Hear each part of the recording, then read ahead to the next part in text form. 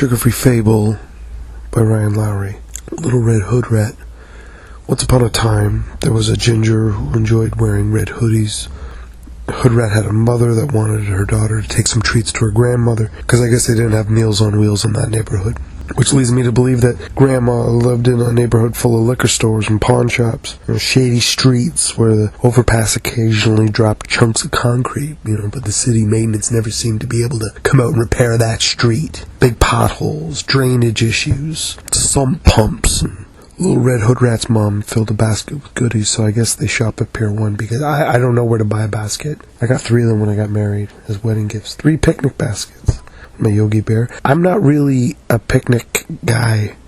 I'm an inside cat, which is to say I'm chubby and antisocial, although I don't think of it as antisocial. I'm just fussy about who I spend my time with. It sounds more sophisticated. It isn't, but sounding sophisticated is more often than not equally effective to being sophisticated, at least in the social circles that I frequent, which is to say few and rare.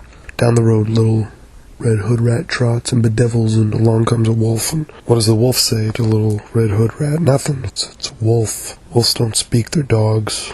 They can howl. They can yelp. They can bark, whimper, but they don't speak.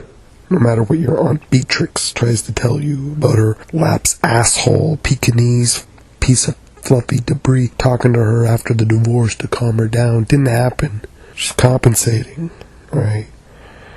And you cannot speak logically to someone trying to compensate for a broken relationship. Tell them plainly in simple terms that you are not a therapist, nor are you interested in their pain. Divorcees are a bottomless pit of hurt until they decide, turn off the waterworks and turn on the nourishing waters of a fresh start. Your dog, as all trained animals come to do, learn the words and sounds of food availability and observe the tone of when a dominant presence is deterring them from an undesirable behavior, and that is all. Just as Jane Goodall's chimp only wound up asking for bananas.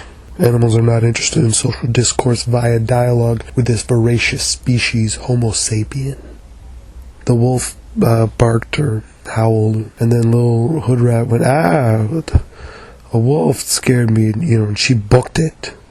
She tried to run away, but you can't outrun a wolf. Didn't you see that movie with Liam Neeson with the plane crash? And, he taped broken liquor bottles to his hands, and he couldn't outrun wolves. What's this fat little tart?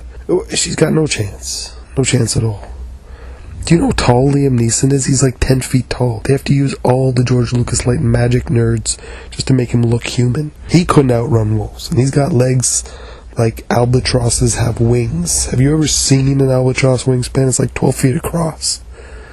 Unless you follow the metric system, then that would be 4 meters. I don't use the old imperial system much, I don't get why is it the metric system? They say everywhere uses it but the United States. So why is the old system called the empirical system? And, last time I checked, America, USA, not a colony of British, the Empire, unless, of course, the empire in the imperial system isn't Britain. What other empires are there? Japan has an emperor. Isn't Japan on the metric system? I don't know. I could Google it. Is the United States of America considered an empire now? They do have an Empire State Building. New York is referred to as the Empire State. Then why is their capital in Washington, District of Columbia? Is that a reference to Christopher Columbus or, like Juan Valdez Columbia? They don't do that much coke, do they? I don't know. The end.